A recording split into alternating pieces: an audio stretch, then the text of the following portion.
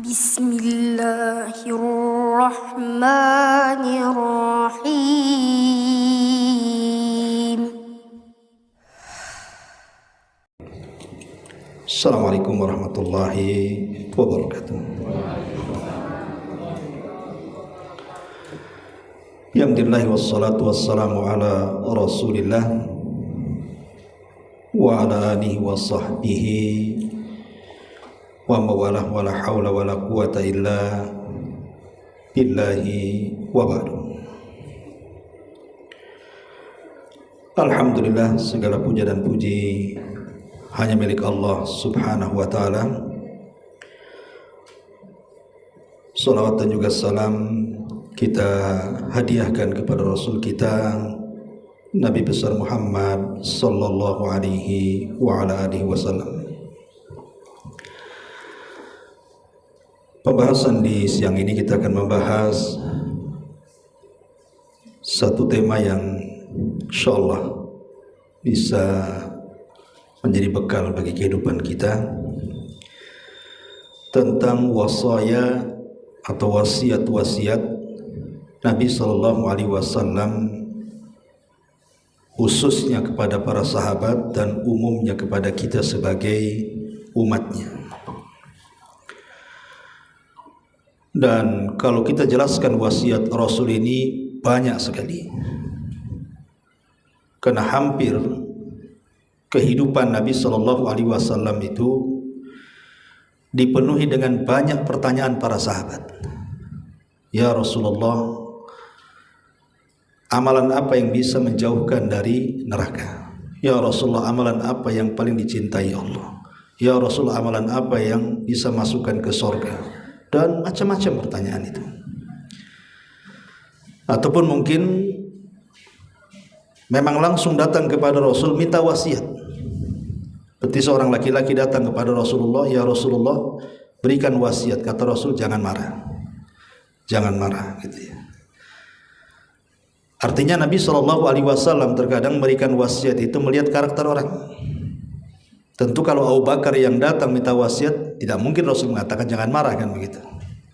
Artinya Rasul kalau memberikan wasiat, dia melihat karakter orang yang datang. Lah wasiat-wasiat Rasul itu baik secara umum, artinya di halayak para sahabat beliau berwasiat, ataupun secara khusus memang ada orang datang kepada Rasul minta wasiat. Tapi baik secara umum ataupun secara khusus, yang namanya wasiat Rasul itu mencakup untuk kita semuanya. Karena ajaran Rasul tidak terbatas di zaman sahabat. Ajaran Rasul itu akan terus berkembang sampai hari ini, bahkan sampai kiamat dibangkitkan.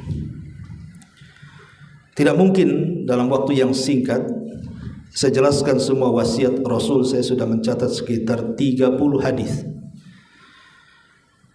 dari wasiat-wasiat Nabi sallallahu alaihi wasallam, dan terkadang satu hadis itu ada beberapa poin dari wasiat Rasul, sehingga bisa ratusan wasiat kalau dijelaskan gitu ya.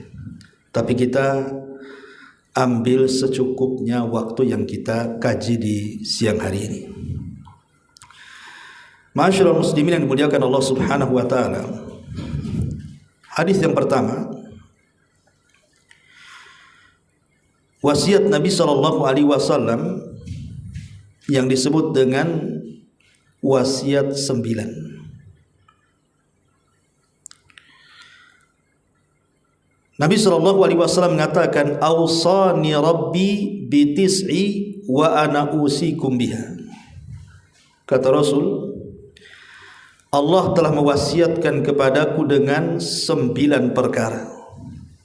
Maka begitu juga aku wasiatkan 9 perkara ini untuk kalian semuanya, termasuk kita. Kata Nabi sallallahu alaihi wasallam, "Awsani bil ikhlasi fis sirri wal alan," atau fis sirri wal alaniyati, wal adli fir ridha, wal ghadabi, wal qasdi fil ghina wal faqri, wa an a'fwa amman zalamani, wa utiya man haramani, wa asila man qata'ani wa an yakuna samti fiqran wa nutqi dhikran wa nadhari ibran. Kata Nabi SAW, aku wasiatkan kepada kalian untuk melaksanakannya. Pertama, Tuhanku Allah sudah berwasiat kepadaku agar aku berlaku ikhlas baik secara tersembunyi ataupun terang-terangan. Yang kedua, agar bersikap adil baik saat ridha ataupun marah. Kemudian yang ketiga, agar bersikap sederhana baik dalam kondisi kaya ataupun miskin. Yang keempat, agar aku memaafkan orang-orang yang telah zalim kepadaku. Yang lima, agar aku memberi kepada orang-orang yang justru bakhil kepadaku. Kemudian yang keenam, agar aku menyambung silaturahim dengan orang-orang yang memutus silaturahim denganku. Yang ketujuh, agar aku menjadikan diamku sebagai berfikir. Yang nomor 8, agar menjadikan bicaraku sebagai zikir. Dan yang ke-9,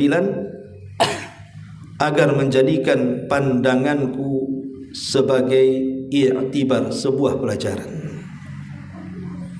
Ini wasiat pertama. Hadis yang dikeluarkan oleh Al-Imam At-Tirmidzi dan juga dijelaskan dalam beberapa kitab para ulama, di antaranya disebutkan juga dalam Mis al-Masabi dan yang lainnya.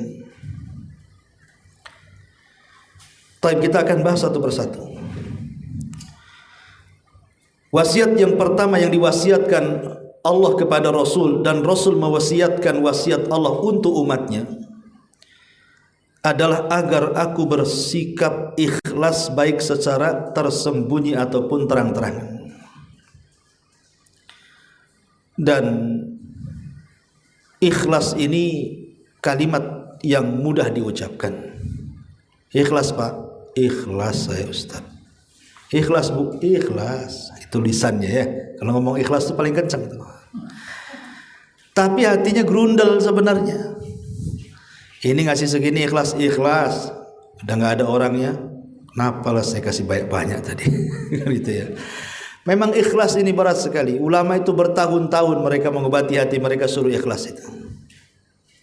Mereka belajar untuk ikhlas dan ikhlas. Makanya ada sebagian ulama mengatakan, kalau aku tahu satu sujudku saja diterima Allah, saya siap untuk mati gitu. Kenapa? Karena Allah Subhanahu wa taala mengatakan innama yataqabbalullahu minal muttaqin. Karena Allah hanya menerima amalan dari orang yang bertakwa. Mana ketika diterima berarti Allah sudah menganggap saya takwa, berarti saya siap mati. Dan takwa itu sumbernya ikhlas. Kalau tidak ikhlas, mana akan bertakwa? Jadi ini wasiat yang pertama, tanamkan ikhlas. Baik di keramaian orang, ya tetap saja sholatnya seperti itu. Baik ketika sendirian, ya seperti itu juga. Karena banyak orang yang kemudian di hadapan orang itu dia cenderung ria. Kemudian ketika tidak ada orang, malas-malas pula dia. Ketika tidak ada orang, malas-malas. Ketika ada orang, ria pula kan itu. Itu dalam bab ibadah tuh. Kemudian dalam bab yang lain pujian. Kadang-kadang ketika kemudian bersendirian karena tidak ada pujian, itulah yang menyebabkan kemudian dia pun bermalas-malas kan itu. Ketika di hadapan orang karena nampak ada pujian, mulailah kemudian dia dirajin-rajinkan. Ini kan tanda-tanda orang itu bermasalah hatinya. Maka baik dalam kondisi sembunyi-sembunyi atau dalam kondisi tidak sembunyi-sembunyi terang-terangan, makanya wasiat yang pertama, latihlah, belajarlah untuk ikhlas. Contoh umpamanya yang sering saya contohkan, kisah Zainul Abidin. Zainul Abidin namanya Ali ibn Husain ibn Ali ibn Abi Thalib, cicit Nabi SAW. Itu dikenal sepanjang hayatnya sebagai orang yang suka bersedekah secara sir. Jadi sedekahnya itu tidak mau ada orang tahu. Makanya dia kalau bersedekah itu nunggu malam sekali. Kalau sudah jam 1, jam 2, mulailah dia ambil gandum-gandum, dipikul kemudian di pundaknya, dicarinya rumah-rumah miskin di sekitar Madinah. Kemudian diletakkan pergi. Hanya ditulisi saja di situ. Supaya tahu ini bahwa ada orang infak untuk kamu. Dan itu dilakukan sampai mati. Loh, kenapa kemudian kita tahu ceritanya? Berarti kan ada yang membocorkan tuh ceritanya. Kalau memang tidak ada yang tahu kecuali dia dengan Allah, kan kita tidak mungkin bercerita. Ketika kita bercerita karena tahu. Ketika tahu berarti ada yang ngasih tahu kan itu. Kata para ulama, ketahuannya ketika dia meninggal. Kemudian yang memandikannya nampaklah ada bekas-bekas panggul di pundaknya, macam kapalan begitu. Kemudian hilangnya gandum-gandum di rumah-rumah orang-orang fakir yang biasa rutin kalau sudah habis ada gandum di situ. Dari situ manusia langsung mengatakan bahwa inilah sedekahnya Ali ibn Husain Zainul Abidin. Nah, ini kan mengajarkan satu keikhlasan namanya ya. Ya tidak harus ditiru kayak gitu. Maksudnya itu ditirunya bagaimana keikhlasannya, bukan sedekah jam 1-nya yang ditiru. Anak mau tiru Ali bin Husain sedekah jam 1, jam 2 malam. Antum gendong beras cari ruli. Antum disangka maling beras nanti. Ya, itu ya. Ditangkap langsung, itu maling beras. Padahal antum mau pak beras. Maksudnya di sini ditiru bagaimana keikhlasan dia. Ya amalan tidak harus sama, tapi keikhlasan itu yang ditiru. Bagaimana dia tidak ingin ada orang tahu, cukuplah dia dengan Allah saja. Itulah ikhlas. Ya. Karena ikhlas itu kan identik bersendirian sebenarnya.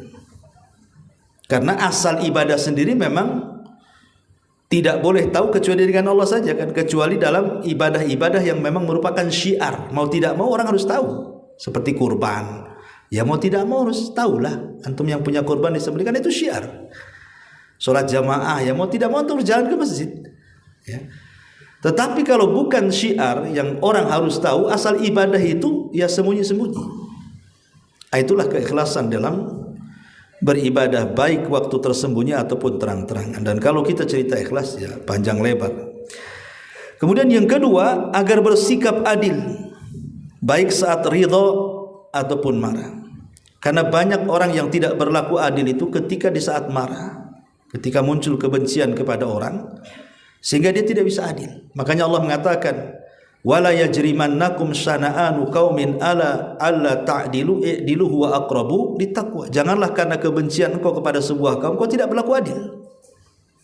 Tapi berbuatlah adil, itu lebih mendekatkan kalian kepada ketakwaan. Kadang kalau kita baik sama orang tidak ada masalah ya, kita ya bersikap adil. Tapi ketika kita kemudian tidak suka dengan orang, padahal sebenarnya masalahnya tidak terlalu berat, terkadang kita sikapi dengan berlebihan. Lah, tidak boleh. Di antara wasiat yang kedua, bersikaplah adil baik ketika saat kita senang ataupun saat kita marah. Contoh umpamanya yang mudah. Ibu ini sudah bertetangga dengan tetangga itu sudah 10 tahun, mungkin sebagiannya 15 tahun atau 20 tahun. Tetangga ini baik sama ibu. Ya sudah dianggap saudara kadang-kadang. Sekali mungkin tetangga ini buat kesalahan, entah mendolimi ibu, membuli, memfitnah gitu kan. Oh langsung ibu naik pitam tuh. Wah itu tetangga paling jahat katanya. Padahal 15 tahun berbuat baik tuh. Satu kesalahan langsung dicap itu tetangga jahat kali itu katanya. Nggak boleh kita ini langsung menjustis seperti itu sebelum menimbang mana baiknya, mana buruknya. Lebih kemudian menghitung banyak yang baiknya atau yang buruknya. Kalau banyak yang baik kasih udur sajalah. Mungkin dia lagi emosi, mungkin dia terfitnah, mungkin dia lagi ada masalah kan gitu.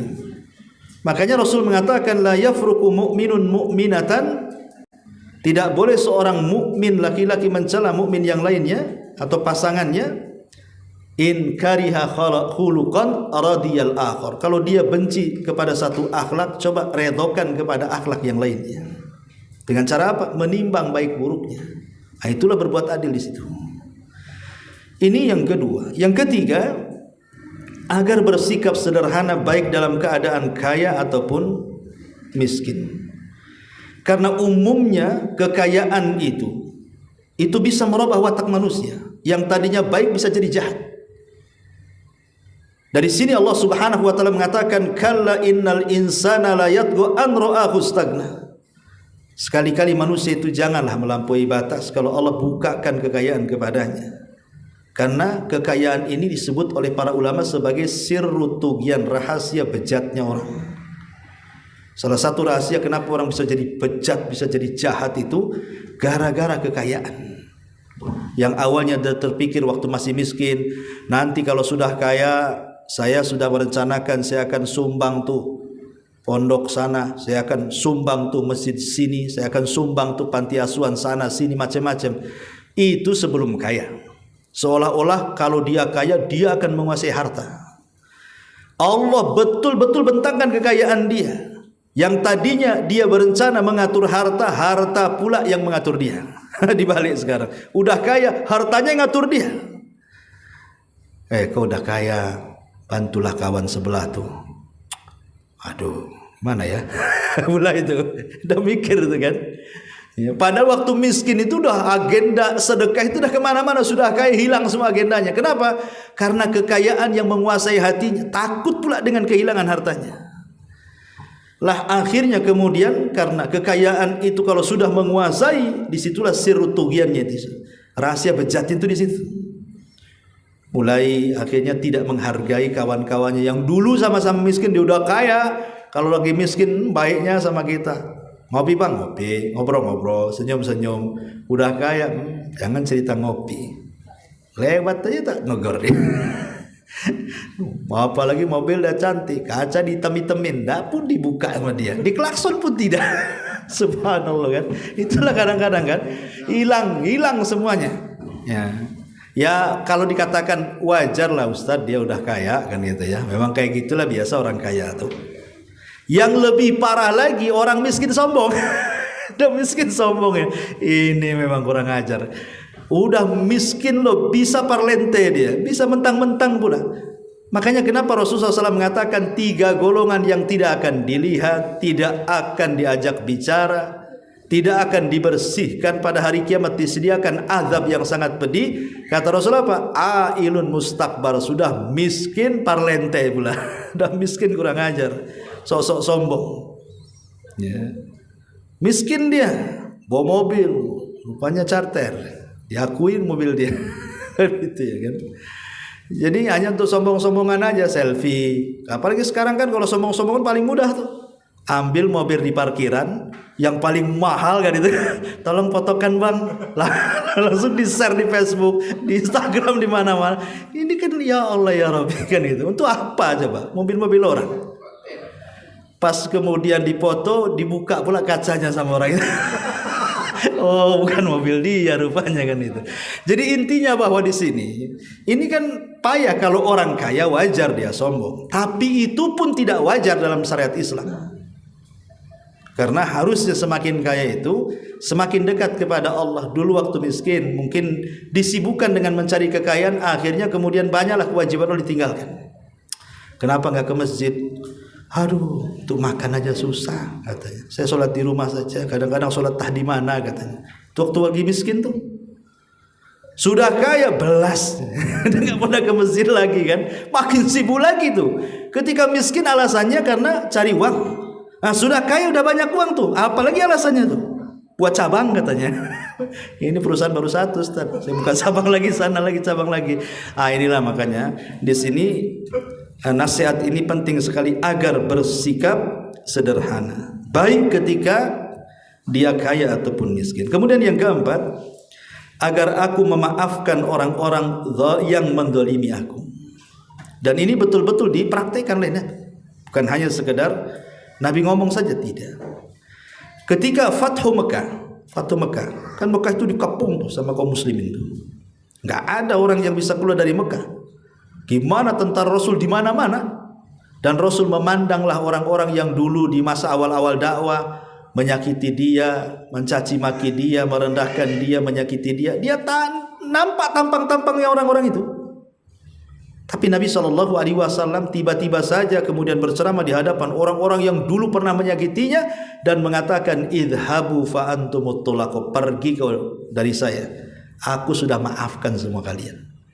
Ya, jadi justru dari sebab tenggang rasa, kemudian rasa maafnya Rasul kepada para sahabat, itulah yang menjadikan banyak orang-orang kafir masuk ke dalam Islam. Ya. Artinya Rasul memberikan contoh bagaimana memaafkan orang yang berlaku zalim kepadanya. Bahkan itu sedekah yang luar biasa. Memaafkan orang itu sedekah yang luar biasa. Kan sedekah itu tidak harus dengan uang.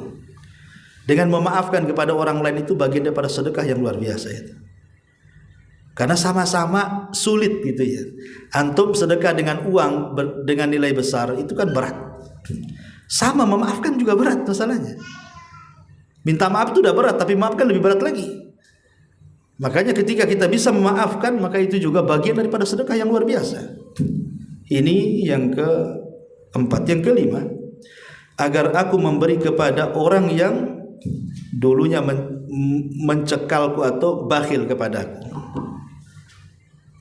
Mungkin waktu miskin antum datang ke si fulan gitu kan, dia orang kaya pinjam modal, wah macam-macam alasan. Padahal sebenarnya kalau dia pinjamkan itu bisa saja untuk bawa modal. Ketika kemudian Allah balik kondisinya, dia bankrupt, antum pula Allah berikan rezeki yang banyak, akhirnya antum yang di atas angin. Ketika dia datang kepada antum pinjam modal, antum katakan, ambil saja. Tapi kalau antum, dulu lo aku miskin pinjam modal kok tak kasih, sekarang aku udah kaya, aku gak tak kasih juga lah. Gitu. Nggak begitu maksudnya. Di sini Rasul lah dulu dia pernah bakhil kepada kita. Sekarang Allah sudah berikan kekayaan.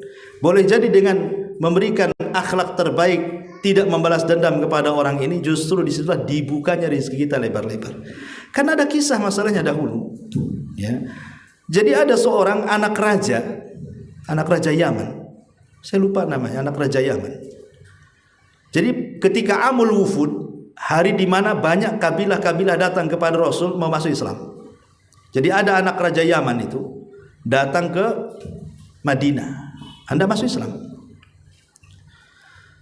Dan Nabi SAW itu sangat baik sekali. Terkadang ada orang masuk Islam supaya lembut hatinya, nanti oleh Rasul dikasih tanah, dikasih harta gitu ya. Jadi karena ini seorang raja, otomatis dikasih hadiah. Dia mau masuk Islam, kata Rasul, baik, sebagai imbalannya kau sudah masuk Islam, aku kasih kau tanah di sana. Ya. Lah ketika kemudian kata Rasul kepada Muawiyah, ya Muawiyah, tunjukkanlah tanah yang aku hadiahkan kepada putra raja ini. Kau berangkat dengan dia, kasih tahu tanahnya di sana. Berangkat Muawiyah sama anak raja ini. Anak raja ini sombong. Lah berjalan di padang pasir, Muawiyah bin Abi Sufyan ini tidak pakai sandal. Gimana coba? Terik matahari kan panas padang pasir, jalan tak pakai sandal tuh. Nenteng untanya anak raja itu sampai ke tanah yang mau dituju tuh. Jadi Muawiyah ini memelas lah dan mengatakan kepada ini anak raja ini, bisa nggak kau bonceng aku, katanya. Boncenglah katanya. Apa kata sang raja ini? Ini unta raja, tak pantas untukmu, katanya. Ini unta raja, ya tak pantas untukmu. Ya kalau begitu gini sajalah, pinjamkanlah sandalmu itu. Kan sudah naik unta, biasanya pakai sandal biar gak kepanasan. Oh enggak bisa, ini sandal raja, kan. Kamu ini bukan raja, enggak pantas, katanya kan. Akhirnya gimana? Ya kalau begini, aku ini kepanasan, pinjamlah ridakmu, selendangmu, supaya aku bisa menutup wajahku, katanya. Oh enggak bisa, kalau kau ingin supaya tidak panas, kau ikut aja di samping unta itu, bayangan-bayangannya itu. Sebayangan tuh, memang luar biasa ini kan, bahasa apa Jawa ngenyek tuh gimana tuh. Ini betul-betul menghinakan. Tapi namanya zaman itu bisa berputar ya kawan. Wa tilkal ayyam nudawiluha bainan nas. Ingat, hari itu berputar loh. Ketika kemudian Rasul meninggal, kemudian Abu Bakar jadi khalifah, Abu Bakar meninggal, Umar jadi khalifah, Umar meninggal, Ali jadi khalifah, Ali meninggal, Utsman jadi khalifah. Utsman meninggal, Ali jadi khalifah. Kemudian Ali meninggal, anaknya Hasan jadi khalifah. Cuma 6 bulan. Tiba-tiba Hasan menyerahkan kekuasaan kepada siapa? Muawiyah. Sekarang Muawiyah jadi raja. Jadi orang nomor 1 loh. Satu dunia kaum muslimin di zaman itu. Ini anak raja nih yang dulunya sok-sokan itu. Sekarang dia sudah kerek. Udah jadi gembel. Ya. Kemudian dia datang untuk berbaiat kepada Muawiyah. Malunya luar biasa. Dia datang kepada Muawiyah, ya Muawiyah, masih kenal aku nggak? Ya kenal lah katanya. Kamu yang kurang ajar kan gitu. Kenal sih. Orang yang dizalimi itu pasti kenal sama orang yang zalimi. Orang yang zalim itu nggak kenal sama orang yang dizalimi. Nah, karena orang yang zalim itu tidak peduli, penting puas sudah, dia bisa nyenyak. Tapi yang dizalimi nggak akan nyenyak tidurnya. Tapi Muawiyah itu punya akhlak yang baik. Apa kata anak raja? Kalau tahu kau akan jadi raja, dulu aku yang naik unta, aku yang jalan katanya. Ya enggak bisa lah, enggak mungkin diputar juga kehidupan itu. Jadi makanya ingat, kehidupan itu akan berputar, bukan hidup hari ini saja. Besok itu kita tidak tahu akan terjadi apa. Makanya di sini Rasul mengajarkan wasiat dari Allah ini. Sederhanalah, baik ketika miskin ataupun kaya. Hidup itu akan berputar-putar. Kemudian yang kelima, agar aku memberi kepada orang yang bakhil kepadaku. Dan yang keenam, agar aku menyambung silaturahim dengan orang yang memutus. Karena umumnya di masyarakat tuh memahami silaturahim itu maksudnya ya hanya sekedar sambung menyambung menjadi satu aja. Maksudnya ya kalau dia telepon saya telepon, kalau dia WA saya WA, kalau dia ngubungi saya angkat, gitu saja. Seolah-olah menggunakan sistem barter. Kalau dia baik ya saya baik, dia jahat saya jahat. Itu bukan silaturahim. Anda sedang barter namanya. Jadi silaturahim ini adalah kita yang pertama menghubungkan kepada orang yang memutusnya. Walaupun dia lari-lari, kita kejar bagaimana supaya kita nyambung dengan dia. Itulah silaturahim. Kemudian juga yang nomor 7, agar aku menjadikan diamku untuk berfikir. Jadi diam itu bukan melamun. Ya, orang diam mikir utang, mikir ini, mikir macam-macam. Bukan, diam itu maksudnya karena dia berpikir untuk kemaslahatan agama dan dunia dia.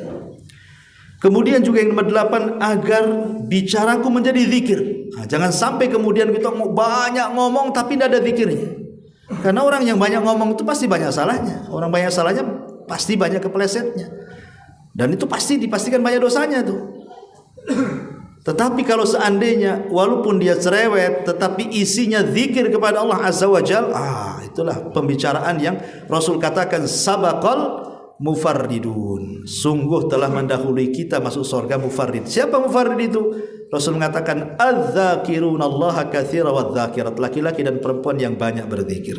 Dan yang terakhir, agar menjadikan pandanganku sebagai ibrah dan i'tibar. Jadi kalau kita melihat sesuatu, dijadikan pelajaran. Dan ulama mengatakan madrasah yang free tanpa bayar, tetapi kita bisa mengambil pelajaran sebesar-besarnya adalah madrasah kehidupan. Kalau kita sekolah SMP bayar, SMA bayar, S1 bayar, S2 bayar, S3 bayar, apalagi jurusan tertentu bayarnya mahal, kedokteran, insinyur, macam-macam. Wah, udah habis duitnya. Belum tentu balik itu duitnya tuh. Ada yang balik, ada yang tidak balik kan itu. Tapi ada madrasah yang istilahnya majanan, nggak usah bayar. Itulah madrasah kehidupan di sekitar kita. Kita bisa melihat dulu orang itu kaya, kenapa miskin, kok bisa dia jadi miskin. Nah, jadi pelajaran tuh. Dulu dia itu binaraga loh itu, badannya sterek kuat tuh. Sekarang setruk pula dia, kok bisa? Kan gitu kan? Ya.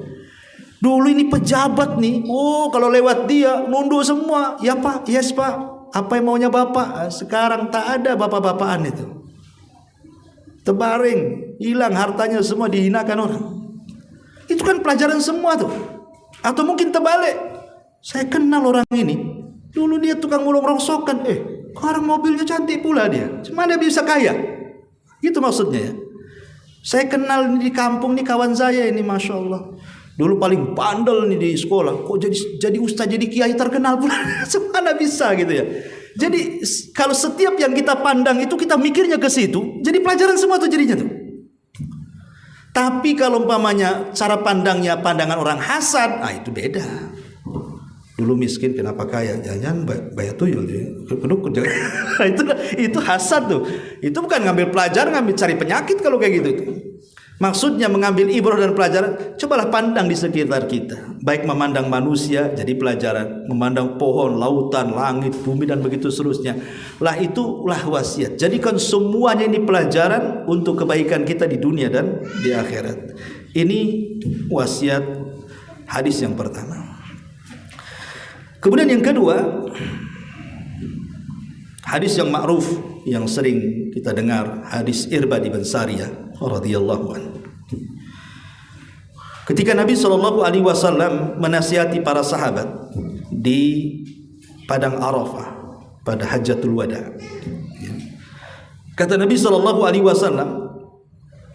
usikum bitaqwallah was-sam'i wat-ta'ati wa in 'abdun habashi fa innahu man ya'ish minkum fasayara ikhtilafan katsira wa iyyakum wa muhdatsatil umur fa innaha dhalalatun faman adraka dzalika minkum fa alaihi bi sunnati was sunnatil khulafa'ir rasyidin al mahdiyyin 'addu 'alaiha bin nawajid. Dari Irbad bin Sariyah radhiyallahu anhu, Nabi SAW memberikan wasiat di tengah-tengah para sahabat saat Hajjatul Wada. Apa kata Rasul? Aku wasiatkan kalian pertama bertakwa. Wasiat pertama adalah takwa. Kemudian yang kedua, was-sam'i wat-ta'ah wa in 'abdun habashi.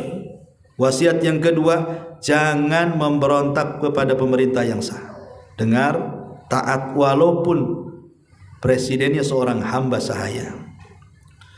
Kemudian yang ketiga, fa innahu man ya'ish minkum fasayara ikhtilafan katsira.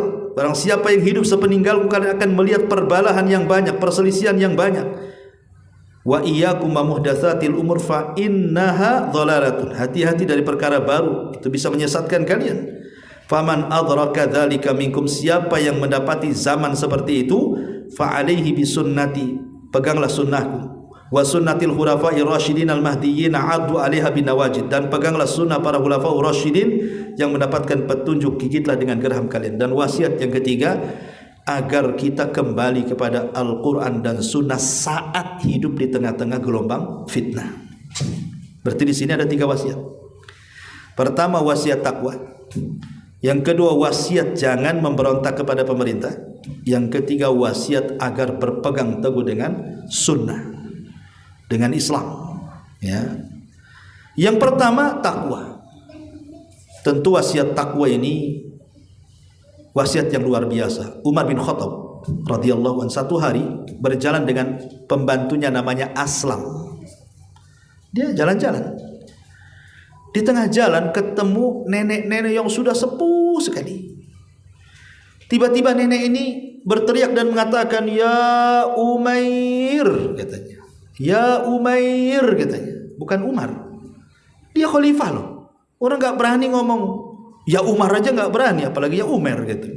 Mereka memanggil ya Amirul Mukminin karena gelar Amirul Mukminin itu yang pertama disematkan kepada Umar bin Khattab. Kalau Abu Bakar kan khalifah, tapi kalau Amirul Mukminin itulah gelarnya Umar bin Khattab. Semua orang ngomong ya Amirul Mukminin. Ini pula nenek-nenek ngomong ya Umair katanya. Bukan Umar lagi, Umair. Apa bedanya Umar dengan Umar tuh? Kalau Umar itu Umar kecil, ya, kalau Umar itu Umar besar. Kalau Salman itu Sulaiman kecil. Kalau Sulaiman kecil, kalau sudah gede namanya Salman, ya. Kalau Umar itu kecil, kalau jadi Umar jadi gede. Nah, dalam bahasa Arab seperti itu. Kalau isim tasghir itu namanya fu'ailun, menunjukkan kecil, ya. Fu'ailun itu menunjukkan kecil. Umairun, Sulaimun gitu ya. Itu kecil namanya. Kutaib. buku kecil. Kalau kitab, kitab besar. Kalau dibilang kitab ya tebal. Kalau kuteb berarti tipis gitu ya. Jadi bahasa ya Umair ini merendahkan. Aslam ini marah lah kan begitu. Kok nenek-nenek berani kurang hajar sama Amirul Mukminin? Harusnya kan dipanggil Amirul Mukminin, kok Umar pula bukan Umar lagi gitu. Jadi dia emosi, mau menegur gitu maksudnya. Tapi Umar melarang, jangan. Ya. Kamu nggak tahu siapa wanita itu ya katanya. Kata Aslam, siapa dia? Kata Umar, tahu nggak wanita yang satu surat turun kepadanya? Inilah orangnya katanya. Maksudnya satu surat dalam Quran turun itu surah Mujadilah. Dalam Quran itu namanya surah Mujadilah. Itu satu surat turun sama wanita ini katanya. Siapa dia? Haulah bintu Hakim. Ini Haulah bintu Hakim ini katanya. Satu surat turun kepadanya katanya. Tiba-tiba nenek ini Haulah bintu Hakim mengatakan kepada Umar, ya Umar, dulu kau Umar, kau dulu kecil. Kemudian kau jadi Umar, jadi besar. Aku kok main-main di pasar Ukat tuh aku tahu kau ini siapa katanya. Sekarang kau sudah jadi Amirul Mukminin, ittaqillah, bertakwa kau kepada Allah. Tiba-tiba ngomong begitu dia. Ya. Ketika Umar mendengar kalimat ittaqullah, bertakwa, langsung menangis dia. Tuh, orang dulu kalau didengar bertakwalah itu langsung sedih. Karena kita belum sanggup untuk bertakwa yang sesungguhnya. Tapi kadang-kadang kita ini bapak-bapak ya, tiap Jumat Bu dibilang ittaqullah itu di masjid. Tidak ada nangis-nangisnya. Karena itu rukun Jumat loh. Rukun Jumat tuh khatib selalu ittaqullah itu kan. Keluar dari masjid, yang dusta ya tetap dusta, yang riba tetap riba, yang maling tetap maling, yang nggak sholat yang nggak ada. Kalimat takwa itu berpengaruh gitu loh. Padahal takwa ini kalimat yang luar biasa. Ya kalau kita bedel makna itu luar biasa. Kemudian juga yang kedua, wasiat yang kedua, tidak boleh memberontak. Tidak boleh memberontak, baik dengan ucapan, dengan tulisan ataupun dengan perbuatan. Kita tidak boleh memberontak kepada pemimpin yang sah. Ya, karena bagaimanapun kebaikan mereka adalah kebaikan kita. Seandainya pemerintah ini tidak ada yang namanya satu orang yang namanya presiden, itu kacau negeri ini. Bayangkan Allah Subhanahu wa taala sampai menundukkan hati satu negara dengan satu orang. Presiden kan cuma satu orang, tapi dia bisa mengatur satu negara. Coba kan, satu negara ini orangnya juta-juta, kok bisa diatur sama satu orang itu kan? Kalau bukan karunia Allah coba. Sebab kalau yang satu orang itu tidak ada, ribut satu dunia ini. Pasti akan banyak kejahatan, kriminal, macam-macam. Kalau sudah kekosongan kekuasaan, habis bangsa ini. Tapi ketika masih ada pemimpin yang mau memimpin kita, insya Allah masih aman lah. Walaupun mungkin terkadang dia zalim, ngambil hak dan begitu seterusnya kan, tapi hikmahnya kita mendapatkan keamanan. Dari situlah kita diperintah untuk as-sam'i wa ta'at. Kemudian yang ketiga, disuruh untuk berpegang dengan sunnah di zaman fitnah. Di zaman fitnah ya, saya sekarang ini zaman fitnah. Ya.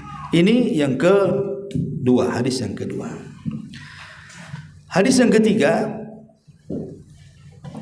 hadis daripada Abi Dzar Al-Ghifari radhiyallahu anhu. Dan ini sering pernah saya bahas juga, tapi enggak di sini, di tempat lain. Jadi an Abi Dzar Al-Ghifari radhiyallahu anhu qala amarani khalili sallallahu alaihi wasallam bisab'in. Kata Abi Dzar, Nabi memerintahkan aku untuk melakukan 7 perkara.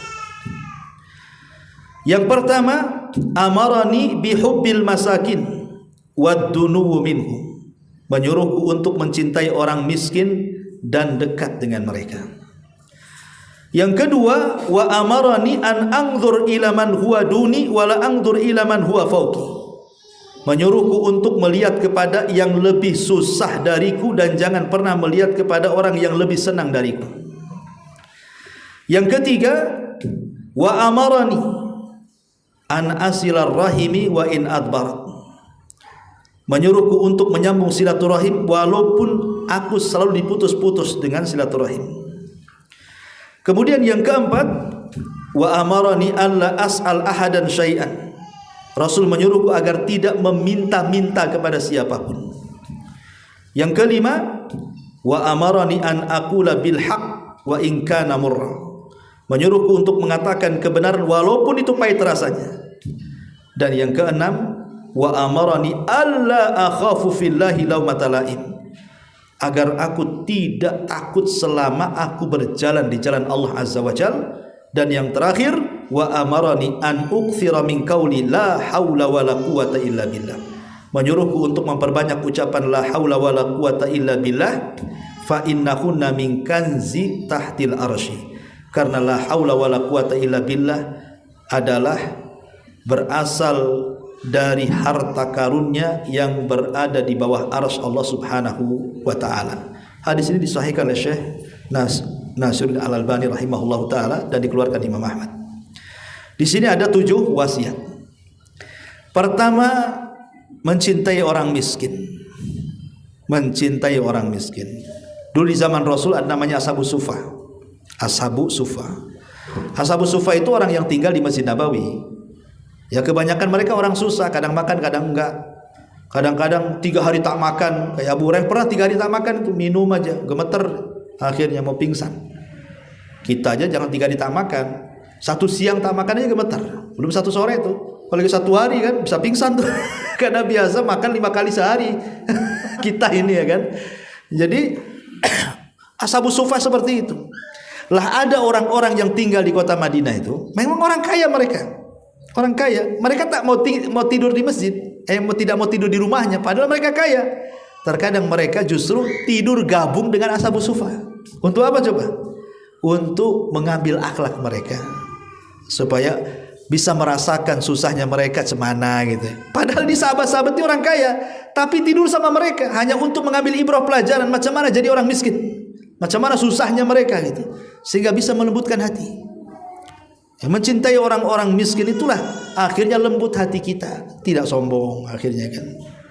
Karena ada yang memaknai miskin dalam hadis ini, maksudnya bukan miskin tak punya harta.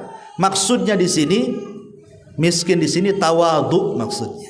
Agar kita mencintai orang-orang yang merendah diri. Orang kaya tapi merendah diri. Karena nanti pada hari kiamat orang-orang sombong di dunia itu dikumpulkan dengan sesama orang-orang sombong dan dibuat seperti kecil seperti semut. Tidak akan nyambung dengan kita. Sementara orang-orang yang tawadhu, yang rendah diri itu, mereka akan berkumpul bersama Nabi. Makanya dalam doa yang masyhur Rasul selalu berdoa kan, Allahumma syurni, ya Allah kumpulkan aku dengan jumratil masakin, dengan orang-orang miskin, maksudnya dengan orang-orang yang tawadhu gitu maksudnya. Nah, di sini maka wasiat yang pertama mencintai orang miskin.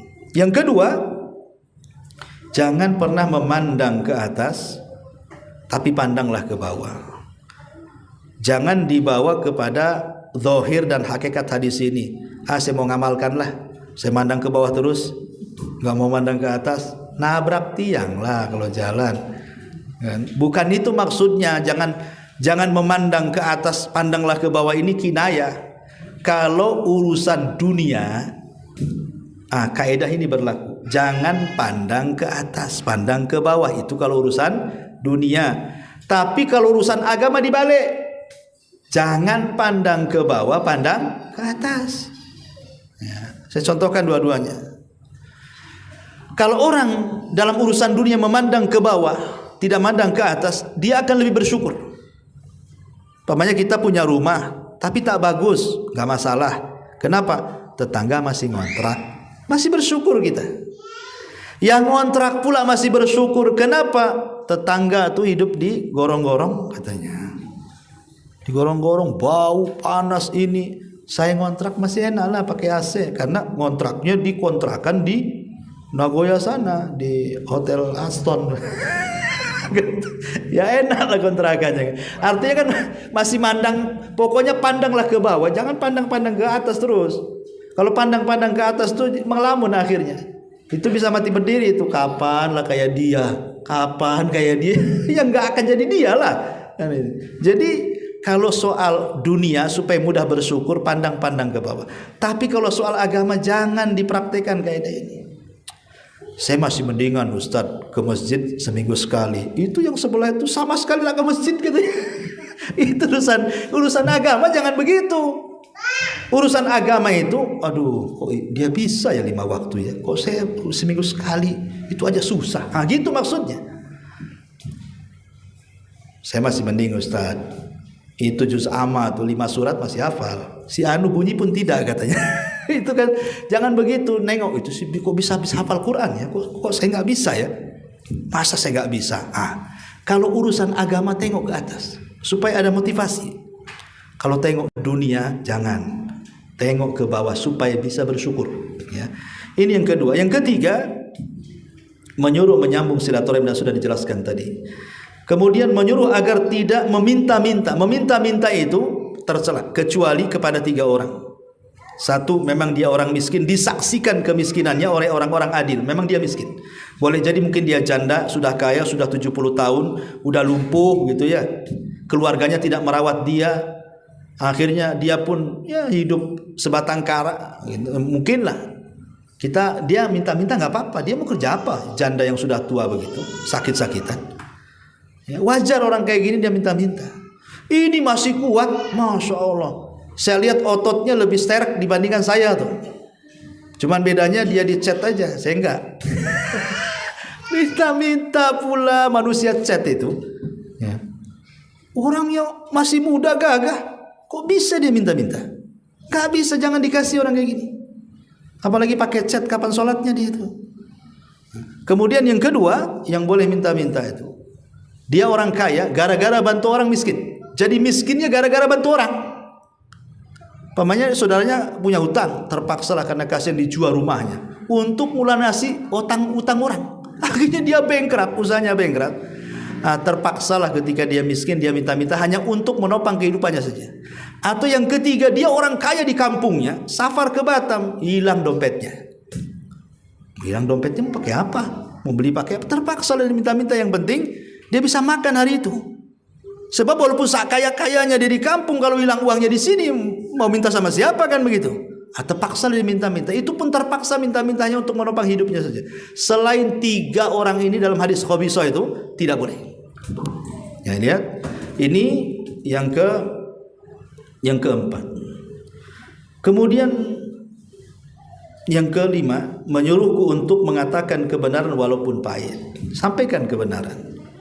Ya, kecuali kalau melihat dengan menyampaikannya mungkin madaratnya lebih besar dibandingkan manfaatnya, ya berhenti dulu, kapan-kapan lagi. Tapi kalau kita menganggap maslahatnya lebih besar daripada madarat, sampaikan saja. Enggak ada apa-apa kok. Kecuali kalau kita sampaikan kemudian kita dibunuh, kita diusir, kita belum sanggup menghadapinya, ya mungkin pelan-pelan cara menyampaikannya. Kemudian yang nomor 6, menyuruhku agar tidak takut selama kita berjalan di jalan Allah. Dan yang nomor 7 terakhir, menyuruhku untuk memperbanyak la haula wala quwata illa billah. Ini sering saya jelaskan. Kalimat ini ajaib ibu bapak. Ya, kalimat la haula wala quwata illa ini kalimat yang ajaib sekali. Kita kalau mendawamkan kalimat ini, setiap hari kita baca la haula wala quwata illa billah.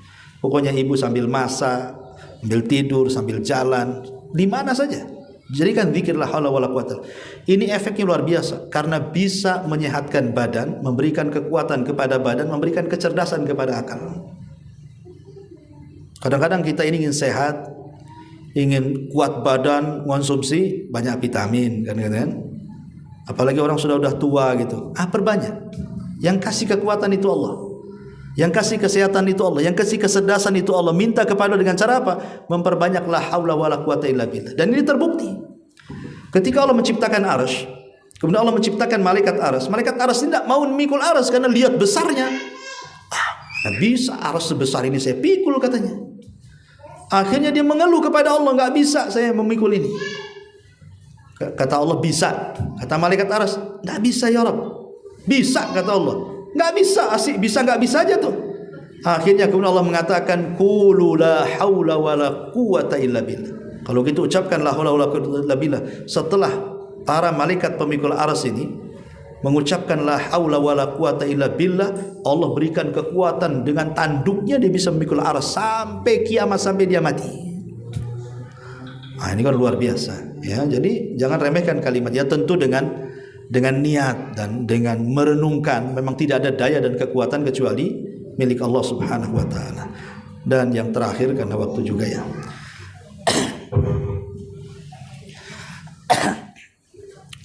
Yang terakhir adalah hadis dari Abi Hurairah radhiyallahu anhu. Hadis ini dikeluarkan Imam Tirmidzi. An Abi Hurairah radhiyallahu an qala Rasul sallallahu alaihi wasallam man ya'khudh anni hadhil kalimat faya'mal bihinna aw yu'alliman ya'mal bihinna. Faqala Abu Hurairah qultu ana ya Rasulullah fa akhadha bi yadi fa adda khamsan faqala ittaqillah takun a'badan nas warda bima qasamallahu laka takun aghnan nas wa asin ila jarika takun mu'minan wa ahibbi lin nasi ma tuhibbu li nafsik takun musliman wala tukthir adh-dhahika fa inna kathrata adh-dhahika tumitul qulub. Kata Abu Hurairah radhiyallahu an, Rasul pernah menarik diriku dan mengatakan, siapa yang mau kuajarkan kalimat-kalimat ini kemudian diamalkan atau didakwahkan kepada orang yang mau mengamalkan. Kata Abu Hurairah, aku maulah Rasul. Maka Rasul SAW menarik Abu Hurairah dan mengatakan, kalau begitu dengarkan 5 perkara. Dengarkan 5 perkara. Yang pertama, ittaqil maharim takun a'badan nas. Hindari apa saja yang diharamkan, engkau akan menjadi manusia yang paling beribadah. Yang kedua, warda bima qasamallahu lak takun aghnan nas. Merasa redoklah, senanglah dengan apa pemberian Allah, mau sedikit mau banyak, pokoknya ikhlas, maka engkau akan menjadi orang yang paling kaya di antara manusia. Yang ketiga, wa ahsin ila jarik takun mu'minan. Berbuat baiklah kepada tetanggamu, niscaya engkau akan menjadi seorang mukmin sejati. Kemudian yang keempat, wa ahib linnas ma tuhibbu li nafsik takun muslimah. Cintailah orang lain seperti yang engkau mencintai dirimu, maka engkau akan menjadi seorang muslim sejati. Kemudian yang terakhir, wala tukthiridh dhahik fa inna kathratadh dhahik tumitul qulub. Jangan terlalu banyak tertawa berlebihan, sebab hal itu bisa mematikan hatimu. Ini 5 wasiat juga. Pertama, ittaqi maharim. Tinggalkan yang diharamkan. Karena salah satu penghalang ibadah itu apa? Maksiat. Orang kalau banyak maksiat, malas ibadah. Pasti itu. Kalau orang sudah banyak maksiat, saya pastikan malas ibadah. Artinya kalau orang menyedikitkan maksiat, rajin ibadahnya. Makanya Rasul mengatakan, kalau engkau bisa meninggalkan maksiat dan yang diharamkan, jadilah kau hamba Allah yang akan menjadi ahli ibadah. A'badanas, paling menghamba diri kepada Allah. Kemudian yang kedua, ridholah dengan pemberian Allah, sedikit atau banyak. Karena ini yang sulit ya. Qanaah atau zuhud, qanaah itu kagak beradik itu kan. Zuhud dan qanaah ini memang agak repot. Untuk qanaah, redha dengan pemberian Allah itu kadang-kadang gimana gitu ya. Kecuali orang itu memang punya tauhid. Kalau enggak punya tauhid, muring-muring aja orang tuh. Apalagi setiap hari yang dipandang orang aja. Enak kali ya orang itu ya. Usaha apa saja kok lancar jaya katanya. Saya baru usaha detik gulung-gulung aja tikar nih. Pokoknya kalau orang mandang-mandang terus, akhirnya apa? Allah disalahkan. Ya Allah kok gitu ya katanya. Allah digitu-gituin. Oh gitu ya Allah kan itu. Nah, ini karena tidak qanaah. Sebenarnya loh, kalau kita lihat hikmah, terkadang ada orang yang sengaja nggak dikaya-kayakan. Sebab kalau dia kaya, bejat dia. Atau sebaliknya, ada orang kok nggak dimiskin-miskinkan sama Allah, kok kaya aja. Sebab kalau miskin kurang ajar dia sama Allah. Ambil hikmah di situ. Walaupun kekayaan itu memang kebanyakan jadi bejat gitu ya. Tapi kita ambil kaedahnya. Oh boleh jadi saya ini nggak boleh kaya, nanti kalau sudah kaya saya nggak hadir lagi nih di SSSSS nih katanya.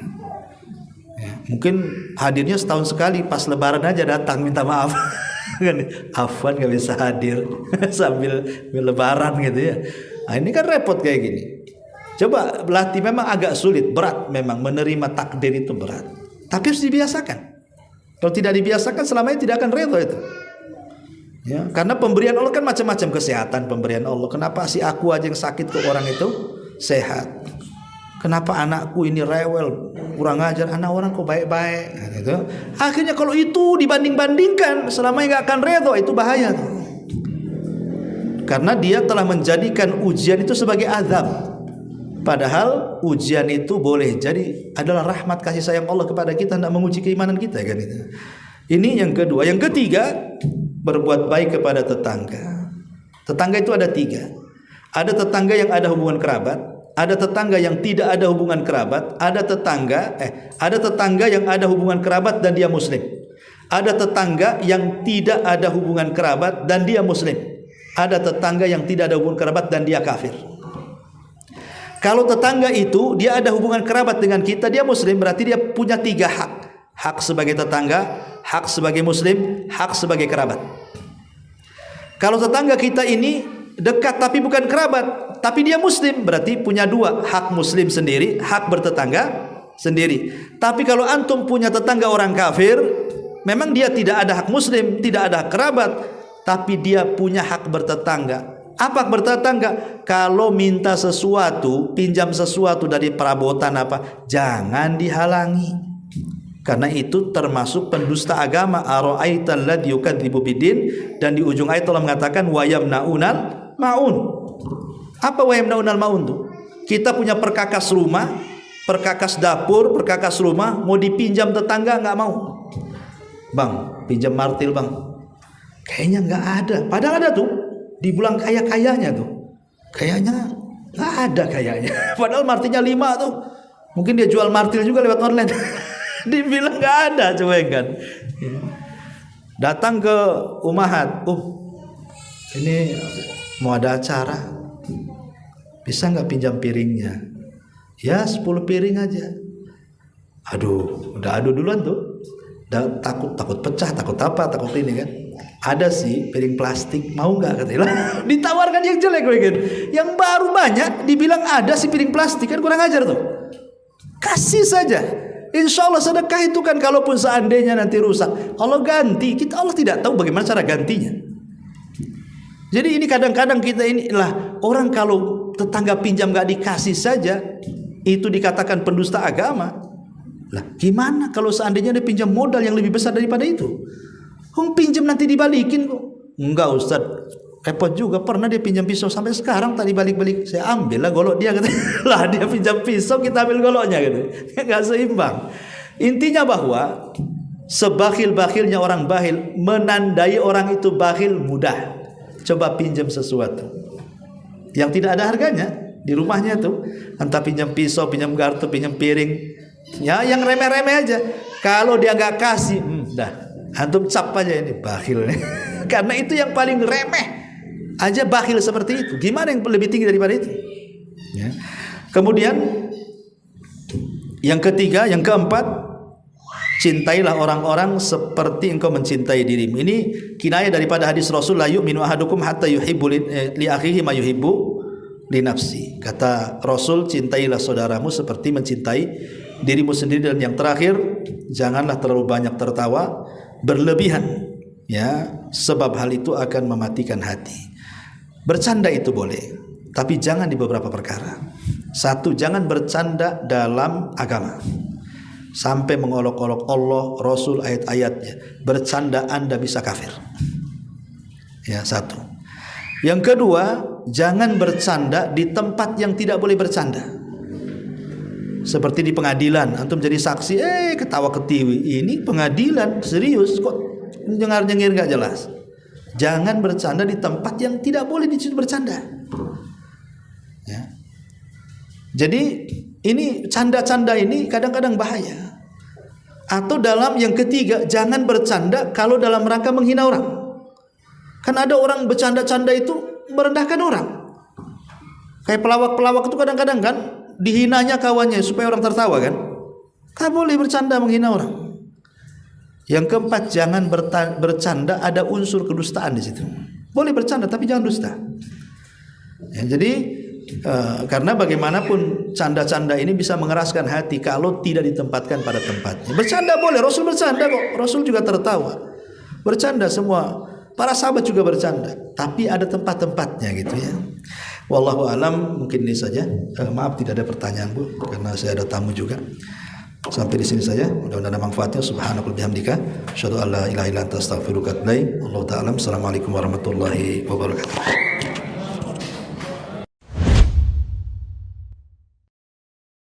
Intinya bahwa tolong berakhlak kepada Allah. Membahas tafsir dari surah Al-Imran lahirlah Imam Muslim, Abi Dawud, Tirmidzi, Ibnu Hibban. Jadi ketika Yunus alaihi salatu wassalam terkena undian itu,